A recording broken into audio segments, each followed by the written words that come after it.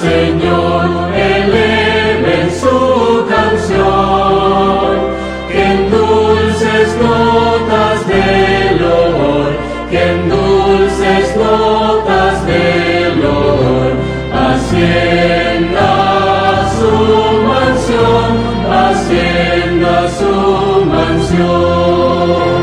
Pasión caminamos, nuestra ciudad tan gloriosa, marchando todos cantamos de Dios y la bella mansión. Unida está, oh Dios, tu fiel y amada grey, y cantan todos a una voz, y cantan todos a una voz, los hijos del gran rey, los hijos del gran rey. Pasión caminamos, nuestra ciudad tan gloriosa, marchando todos cantamos de Dios y la bella mansión. Cantemos con fervor, dejemos empezar, marchemos libres de temor, marchemos libres de temor, al más feliz hogar, al más feliz hogar. Pasión caminamos,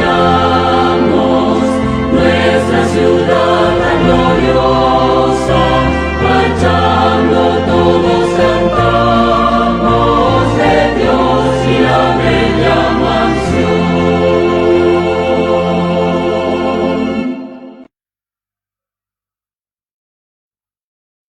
Amén, amén. Feliz Santo Sábado, hermanos. Buenas noches. Que el Señor los bendiga a cada uno. Qué hermosa canción, ¿no? Marchando todos, marchando, ¿no? Amén, gloria al Señor. Bueno, hermanos, vamos a seguir estudiando la apostasía alfa, que tiene que ver con, como vimos los videos anteriores, con el rechazo de 1888 en el Congreso de Minneapolis, donde se rechazó el mensaje de Waggoner y Jones, y Elena de White luego fue exiliada, ¿no? Eso lo habíamos visto. Me encanta esta cita, hermano, y la quiero repetir todos los viernes, si es posible. Dice la sierva del Señor, la verdad por nosotros mismos. Debemos estudiar la verdad por nosotros mismos. Escuchen bien, hermanos adventistas que me están escuchando. Aunque lo diga el pastor, aunque lo diga el presidente de la Unión Sudamericana, debemos estudiar la verdad por nosotros mismos. Sigue diciendo, no debe confiarse en nadie para que piense por nosotros. No porque me lo dijo el maestro de la escuela sabática. No debe confiarse en nadie para que piense por nosotros. Tenemos que estudiar nosotros mismos. La relación es individual. Sigue diciendo, no importa de quién se trate. El presidente de la División Sudamericana, no importa de quién se trate. O cuán elevado sea el puesto que ocupe. No, porque tiene 20 años en la iglesia. No importa de quién se trate, no importa el puesto que ocupe. Sigue diciendo, no hemos de mirar a nadie como criterio para nosotros. Debemos aconsejarnos mutuamente y estar sujetos los unos a los otros. Pero estar sujeto ¿en qué sentido? Sigue diciendo, al mismo tiempo debemos ejercer la capacidad que Dios nos ha dado. Si yo me entero de algo, lo estudiamos juntos y vamos juntos a la palabra del Señor. Si es verdad, vamos juntos, sujetos los unos a los otros. Pero al mismo tiempo debemos ejercer la capacidad que Dios nos ha dado para saber cuál es la verdad. Cuando un punto de doctrina, escuchen adventistas, cuando un punto de doctrina que no entendáis, cuando algo no entiendo, dice la sierva del Señor, id a Dios sobre vuestras rodillas. ¿Para qué? Para que podáis comprender cuál es la verdad. Y fíjense en las consecuencias, ¿no? Si yo no voy de rodillas al Señor fervientemente, pidiéndole que me explique el Señor, Él me lo va a revelar, siempre y cuando yo esté dispuesto, libre de mi mente, de mis conceptos humanos. Si yo voy en esa condición al Señor, arrodillado, dice, las consecuencias, ¿no? Si yo no voy de esa manera, dice, de no ser hallado como lo fueron los judíos luchando contra Dios, ¿no? Los judíos pensaban que estaban rindiendo servicio a Dios, pero ¿qué estaban haciendo? Estaban luchando contra el mismo Dios. Bien, nos habíamos quedado cuando Elena de White vuelve de Estados Unidos en agosto, pero ella de Australia dice esto, porque ella se enteraba todo lo que estaba pasando acá en la iglesia adventista. El sanatorio debe ser el monumento conmemorativo del Señor, un testimonio de la eficacia de la verdad. Quienes acudan a la institución deben ver que en ella el temor del Señor es conocido como el principio de la sabiduría. Cuando el estandarte de la verdad ya no sea el estandarte honrado y respetado de la institución, el Señor retirará de ella su poder protector. O sea, hay una advertencia. ¿Qué estaba pasando en el sanatorio con Kellogg? Se estaban apartando de la verdad. ¿Y qué consecuencias iban a pasar? Dice que el Señor iba a retirar de ella su poder protector. Ahora, habíamos visto, en agosto vuelve, después de ser exiliada en Australia, se enfrenta a la división adventista, a las falsas herejías que introducidas por Kellogg. Se atacaba la personalidad de Dios con el tema del panteísmo, que tenía que ver con la Trinidad. Ahora vamos a ver cartas sorprendentes. Entonces en abril se hace un congreso, vamos a ver un poco de ese congreso, y Satanás frenó el descenso del Espíritu Santo, otra vez.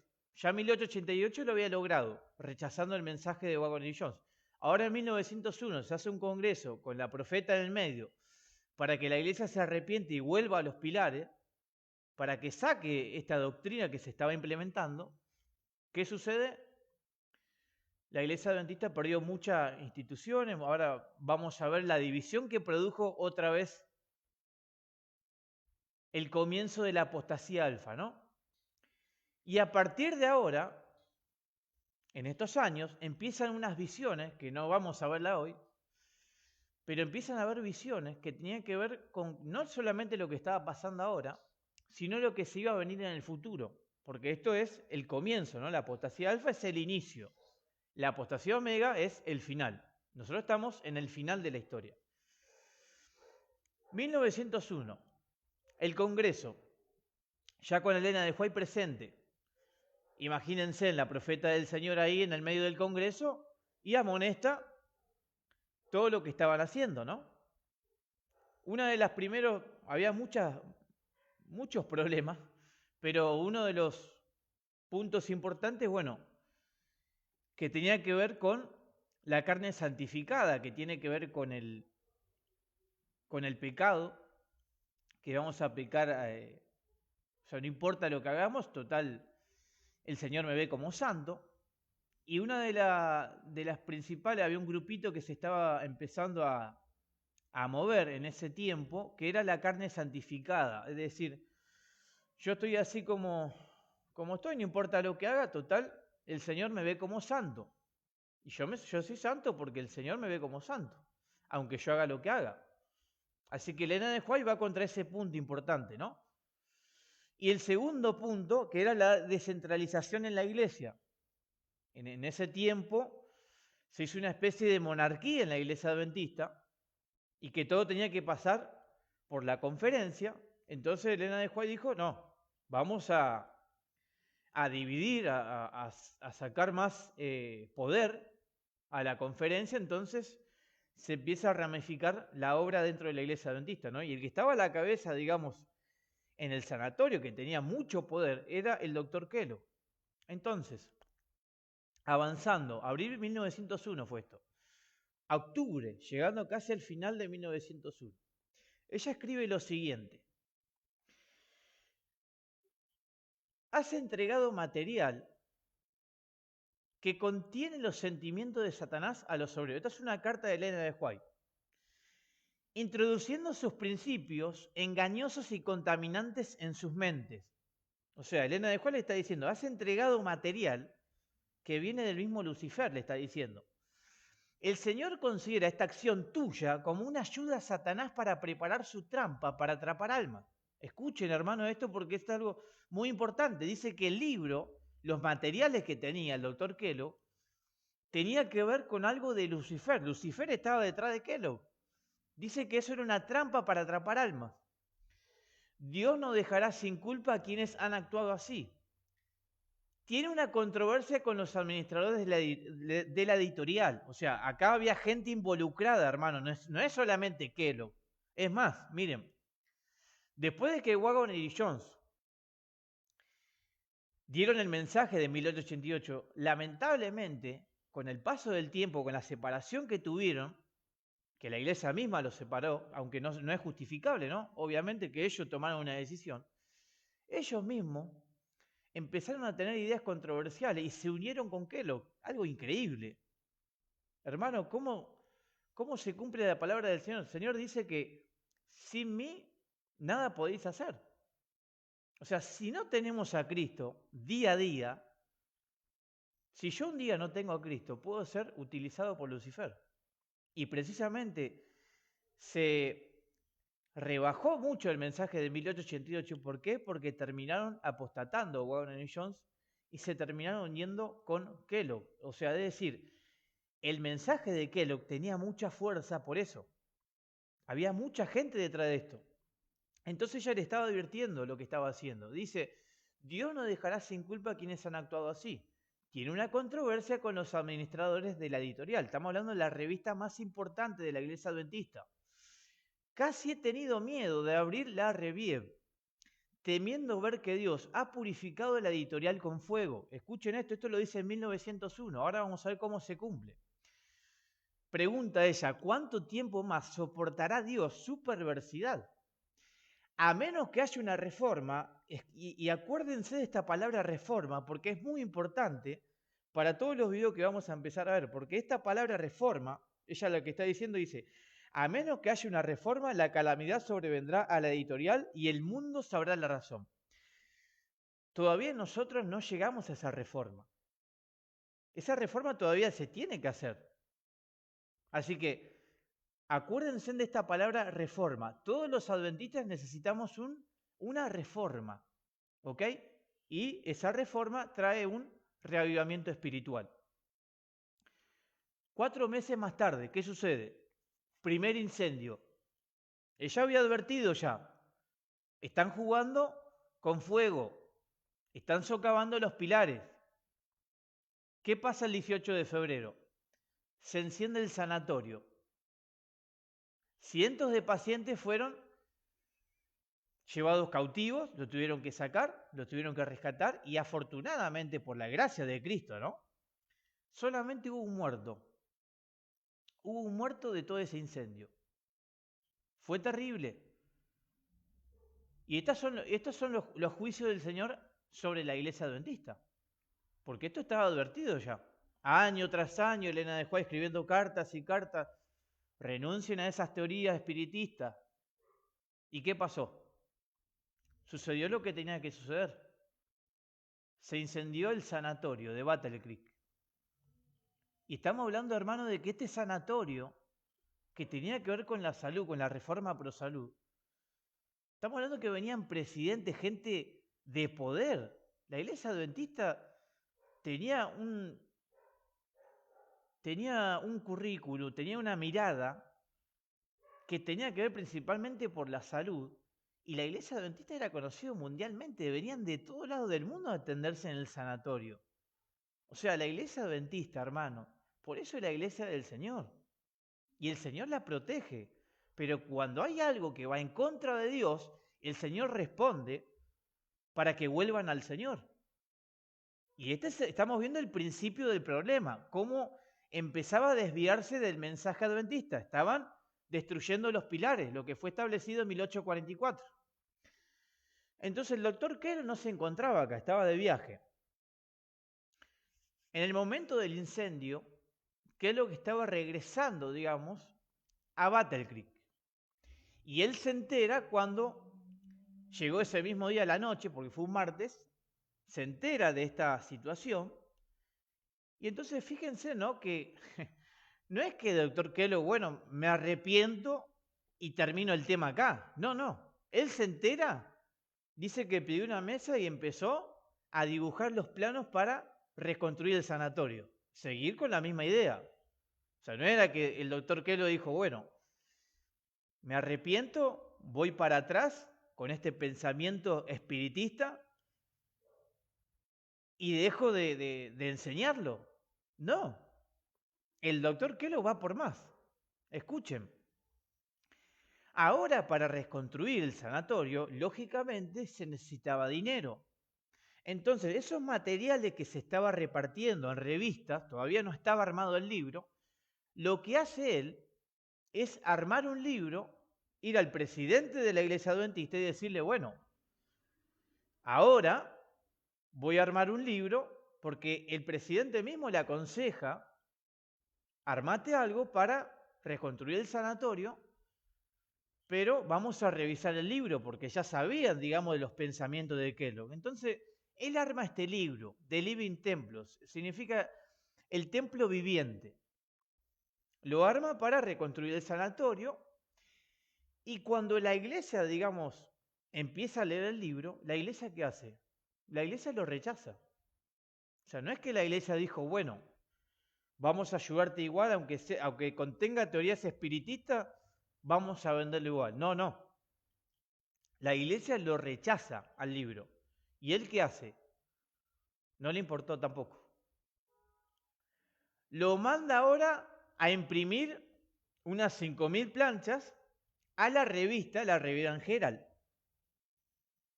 Eso es lo que vimos hace un ratito, esa visión, que hasta cuándo iba a aguantar Dios la perversidad. Bueno, ahora la revista Herald, que estaba corrompida, dijo ella, se metía con Kellogg y empezaba a imprimir los libros. Manda 5.000 planchas. ¿Para qué? Para que esos libros salgan a distribución en toda la iglesia. A pesar de que la iglesia había rechazado, el doctor Kellogg sigue con esa posición. Un año más tarde, 26 de octubre, ¿no? Febrero fue el incendio, 1902.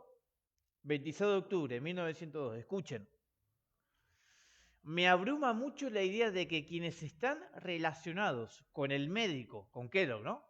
En la obra médico-misionera, no ven, o sea, toda la gente que lo rodeaba, dice ella, no ven que él no está sobre la plataforma de la verdad bíblica. ¿Qué significa la plataforma de la verdad bíblica? Sobre los pilares.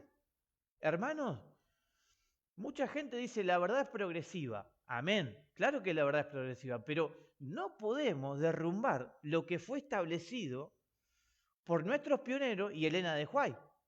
No lo podemos derribar. Si ellos crearon los pilares por el Espíritu Santo, nadie puede venir a decir, bueno, eso estaba mal, ahora vamos a mejorar un poco. No, hermano.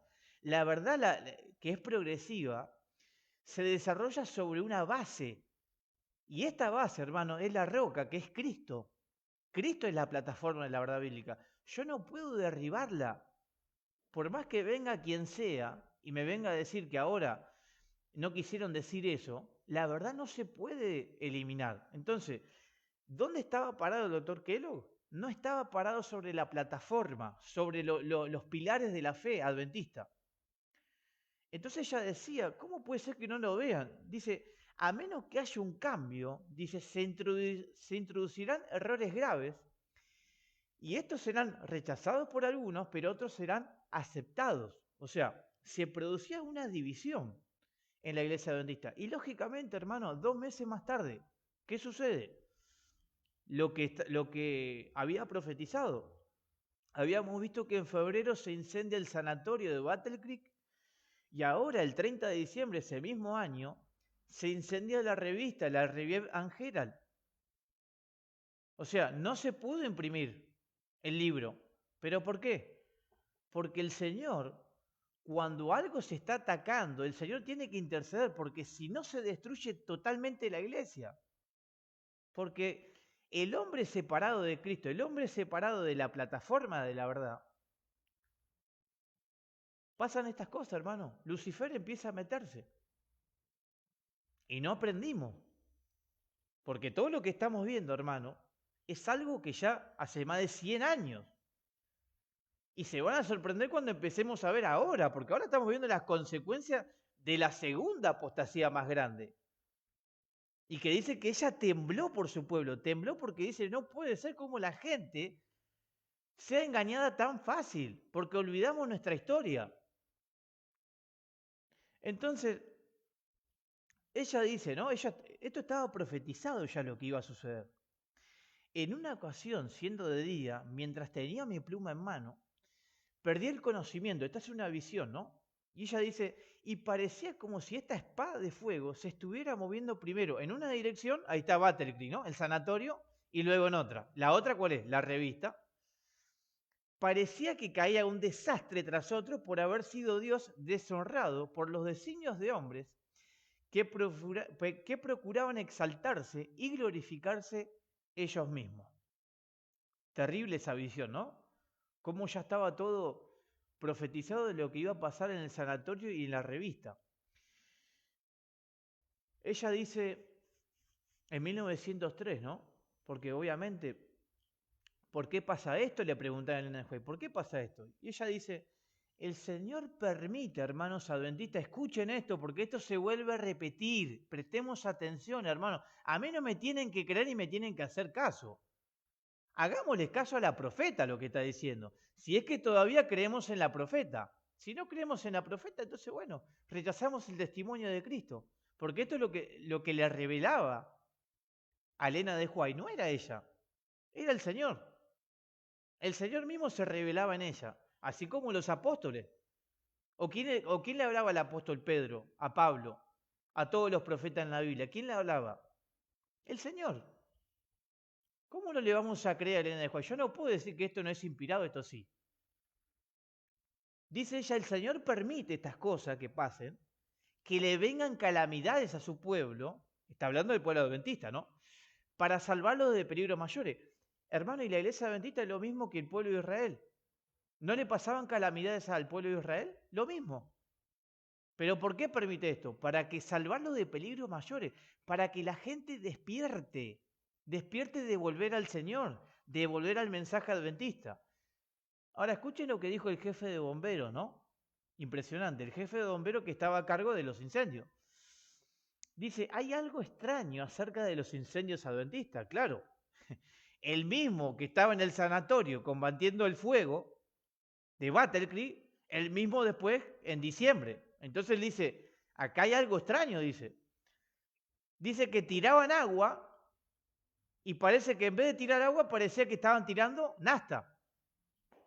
Eso lo dijo el jefe de bomberos, es una carta del doctor Fairchild, Arturo White. Está en todo este libro, hermano, de Mujer de Visión, es la biografía de Elena de White, donde todo esto está, todas las cartas están.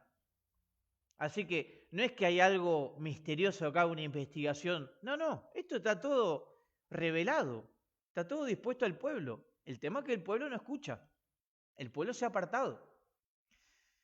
Entonces fíjense, ¿no? El jefe de bomberos diciendo que acá pasa algo raro, dice. Estamos tirando agua y parece que estamos tirando nafta. No se apagaba el fuego.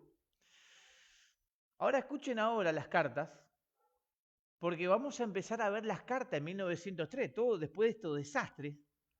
Ahora vamos a ver las cartas, porque imagínense, quiero que se imaginen, carta tras carta tras carta. Presidente a Elena de White al doctor Kellogg a Willie White, Willie White al presidente de la iglesia, así, constantemente. Ahora, no voy a subir todas las cartas, pero vamos a empezar a ver las cartas más importantes. Quiero que presten atención a estas cartas, hermano, escuchen.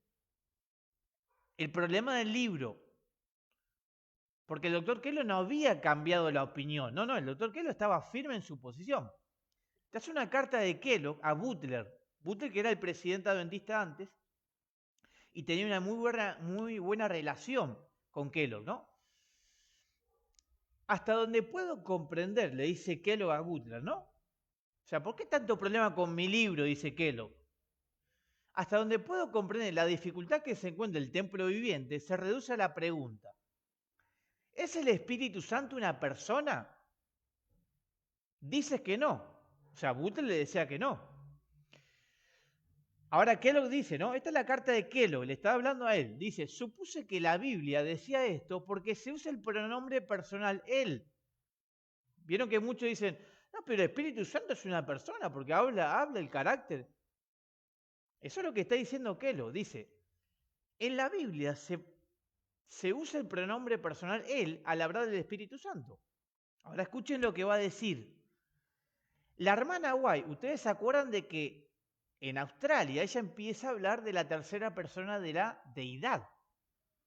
Kellogg, en este libro, utiliza esas citas con versículos bíblicos, entonces empieza a entremezclar y a dar una idea de que Elena de White era trinitaria. ¿O ustedes, hermanos, de dónde piensan que hoy en día cuando escuchamos, no? Porque Elena de White cambió de posición, viene de acá, de Kellogg. Él lo está diciendo, miren. La hermana White dice, usa el pronombre él y ha dicho con tantas palabras que el Espíritu Santo es la tercera persona de la deidad. Hermanos, ¿están escuchando esta carta lo que está diciendo? Este era Kellogg lo que estaba diciendo. Como Elena de White dice la tercera persona de la deidad, entonces es la tercera persona, el Dios Espíritu Santo dice. Dice, me resulta difícil comprender cómo el Espíritu Santo puede ser la tercera persona y no ser una persona en absoluto. ¿Qué está diciendo Kellogg? Se está metiendo en un terreno peligroso. ¿Por qué? Porque el Espíritu Santo no está revelado, es un misterio. Volvemos a lo mismo, yo no puedo querer comprender algo si no está revelado. Lo que yo tengo que hacer es silencio. Elena de White dice el silencio es oro. La naturaleza del Espíritu Santo es un misterio. Pero no podemos decir que hay un tercer Dios Espíritu Santo, porque es un misterio, no está revelado. Y eso es lo que se estaba metiendo en ese terreno, el templo viviente. Estaba destrozando la personalidad de Dios. Otra carta. Está la carta de Kellogg a Butler. Ahora Kellogg le manda una carta a Willie White. Escuchen. Al hijo de Elena de White, porque Elena de White estaba constantemente con el hijo. El hijo era uno de los que había aceptado el mensaje de 1888. Ya el hijo era grande ya acá, ¿no? Ahora, Kellogg le manda una carta a Willie White en el mismo día. Fíjense en la fecha, hermano. Cuando termina la cita, ahí está la carta, el año y la fecha, y a quién se está dirigida. Él le dice a Willie White, ¿no? He estado estudiando con mucho cuidado para ver cuál es la verdadera raíz del problema con el templo viviente. Y hasta donde puedo ver, la cuestión se reduce a esto. Pregunta, ¿es el Espíritu Santo una persona? Él dice, suponía que se reconocía plenamente que el Espíritu Santo era una persona, ya que la Biblia usa el pronombre él al referirse a él. Y también me dio esa impresión, lo que escribió tu madre, le dice Kellogg a Willie White, ¿no? Lo que escribió tu madre y la forma en que los hermanos dicen, el Señor está aquí, refiriéndose a su presencia en la reunión de oración. La idea predominante parece ser que tales expresiones se refieren al Espíritu del Señor y que éste no es una persona sino algún tipo de principio.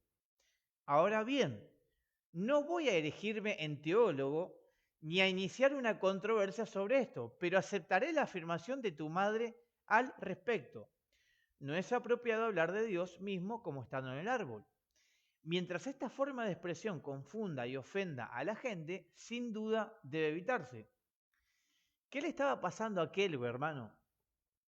Se estaba metiendo en un terreno peligroso, se estaba metiendo con algo que no está revelado y que tiene que ver con el Espíritu Santo, en meterlo como el Dios Espíritu Santo.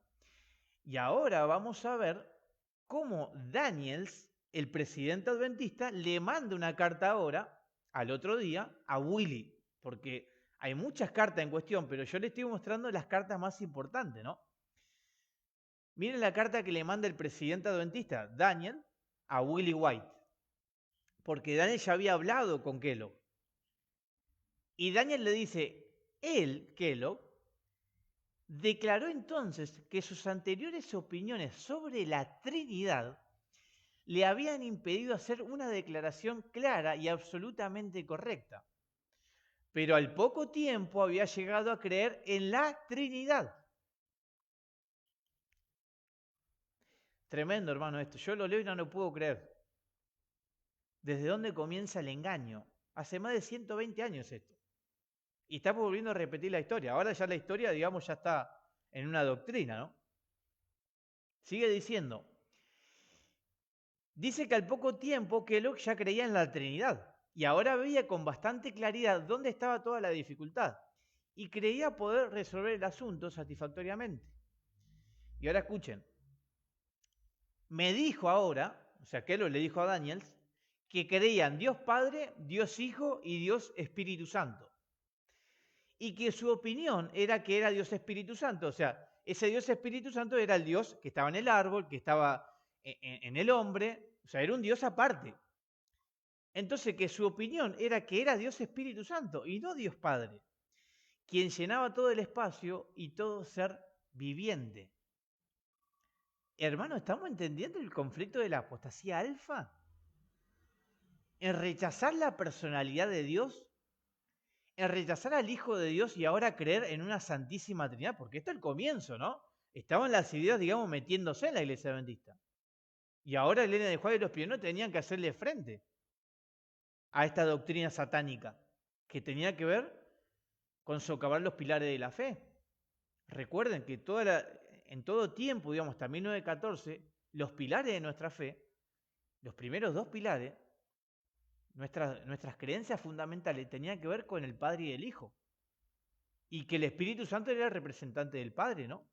Representante de Cristo, por el Espíritu que tenía el Padre que se le dio al Hijo, ¿no? Que eso ya lo tenemos que saber, cuál era, digamos, las creencias fundamentales que fueron establecidas por los pioneros y Elena de White. Esto se cambió con el tiempo. Y esto estamos hablando del principio, recién entraba el conflicto.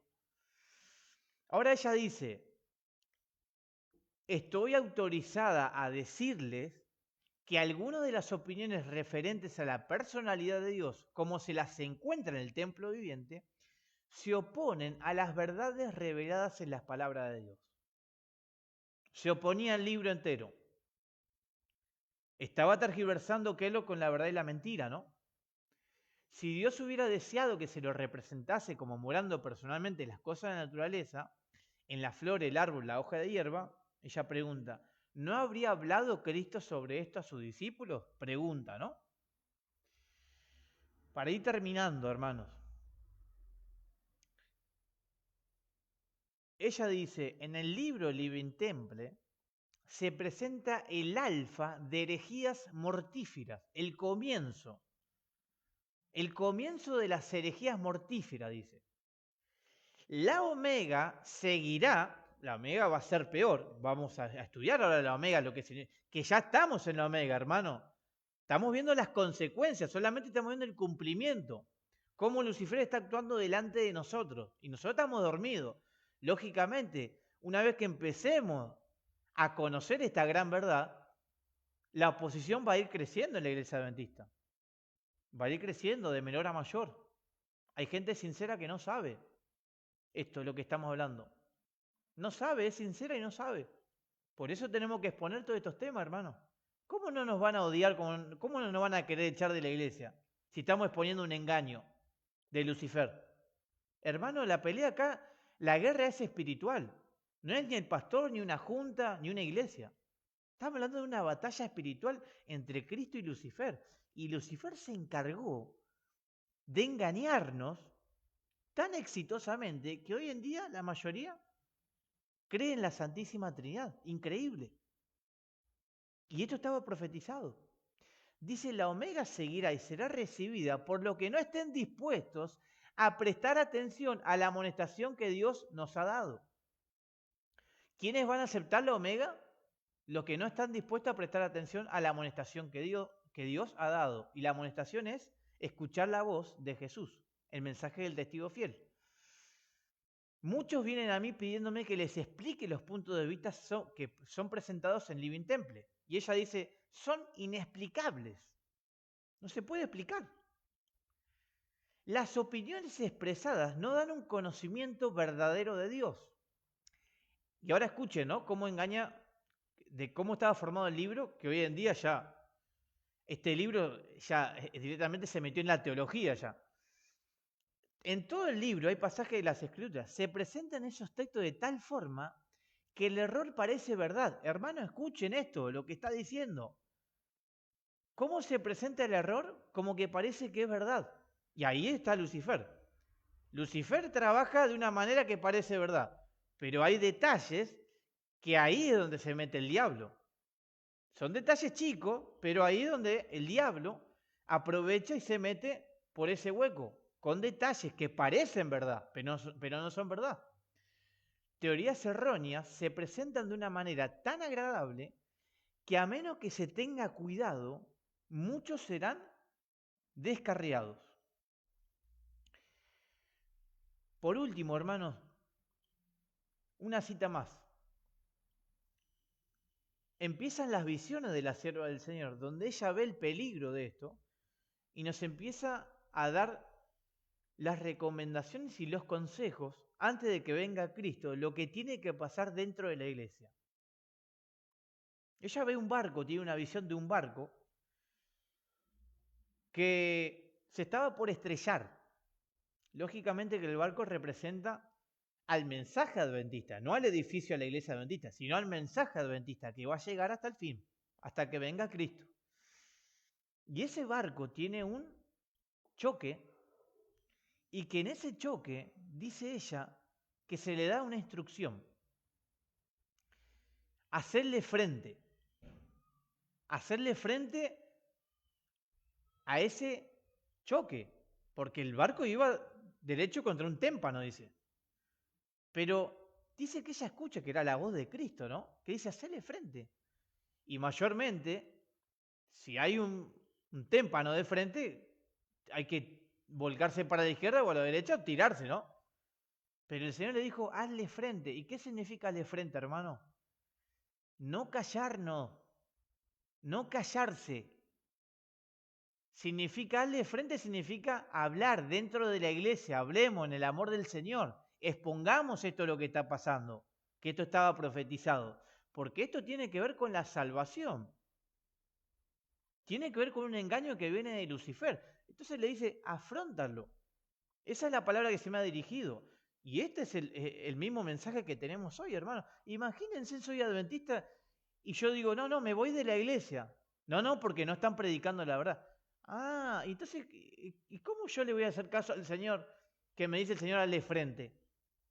¿De dónde le voy a hacer frente? ¿Sentado en mi casa? ¿No congregando? No, hermano.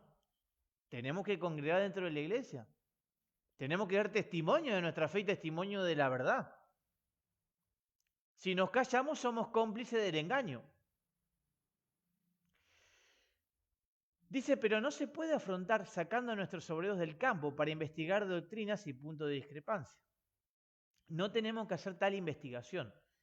En el libro Templo Viviente se presenta el alfa de las herejías mortales. El omega vendrá después y será recibido por quienes no estén dispuestos a prestar atención a la advertencia que Dios ha dado.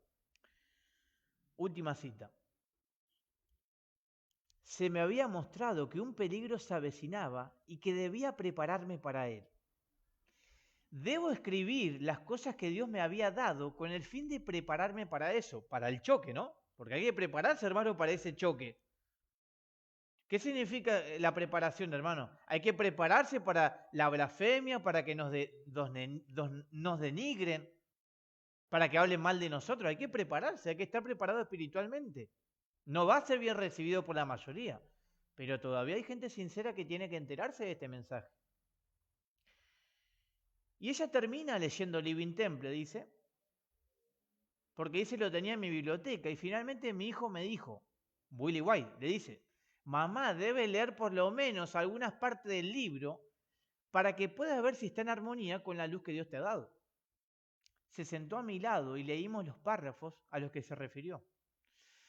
Cuando acabamos le dije, estas son las mismas opiniones contra las cuales se me había ordenado que hablara en forma de advertencia en el mismo comienzo de mis labores públicas. O sea, ya se venía introduciendo, pero ahora se hace público, se hace cada vez mayor. Cuando salí del estado de Maine, me fui a Vermont y Massachusetts para dar un testimonio contra esas opiniones. Living Temple contiene el alfa de esas teorías y termina diciendo, sabía que la Omega seguiría poco después y temblé por nuestro pueblo. ¿Saben lo que significa temblar, no, hermano? Tembló. Tembló, hermano, porque la mayoría, lamentablemente, y lo digo con tristeza y con angustia, la mayoría va a rechazar el mensaje adventista siendo miembro de la iglesia. Se van a apartar de la fe. Así que pidámosle al Señor, hermano, pidámosle al Señor mucha sabiduría, porque tenemos una misión que dar dentro de la iglesia, tenemos que exponer este engaño para no ser cómplices y que el Señor no nos venga a preguntar, ¿por qué no hablaste, no? ¿Te quedaste callado por qué? ¿Por quedar bien con el pastor? ¿Por no tener oposición con la iglesia? ¿Por eso me quedé callado? ¿Qué le voy a decir al Señor cuando venga? Por eso el mensaje, hermano, es de vida o muerte. Y saben, hermano, de que este libro, la Trinidad, este es un libro de la iglesia, que en el mismo libro, y ustedes van a decir, no, no puede ser, en el mismo libro nos dan las cartas de todo esto, lo que yo acabo de exponer, están las cartas del mismo libro. Esto está aprobado por la iglesia, es un libro de la Trinidad.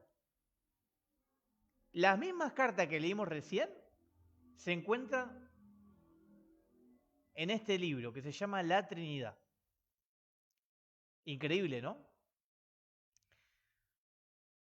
Pero bueno, hermano, a ver, yo siempre le digo lo siguiente. Esto no es un ataque a la iglesia adventista. ¿Cómo vamos a atacar a la iglesia, hermano? Imagínense que la iglesia del Señor y vamos a atacar a la iglesia. Hermano, esto es para cada uno, para que empiece a examinarse y a estudiar, como dijo la sierva del Señor, la verdad por nosotros mismos. Tenemos que estudiar, hermano. Jesús dijo, escudriñad las Escrituras, porque en ellas hay vida eterna. Si yo no escudriño las Escrituras, entonces, ¿cómo puedo saber cuál es la verdad? Si no tengo una relación con el Señor, ¿cómo puedo saber cuál es la verdad, hermano? Así que lo dejo con un himno, hermano, para terminar. Que tengan un feliz Santo Sábado. Que puedan...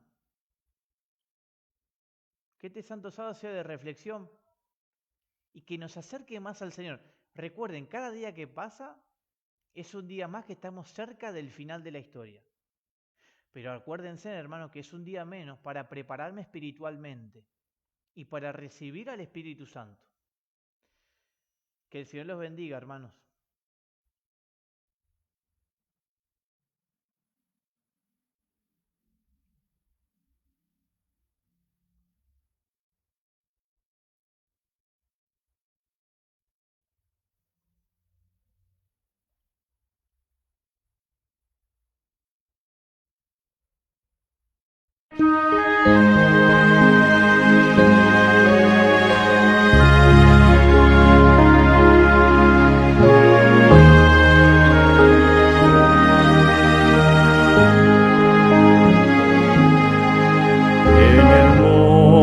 Calvario estaba una cruz, emblema de afrenta.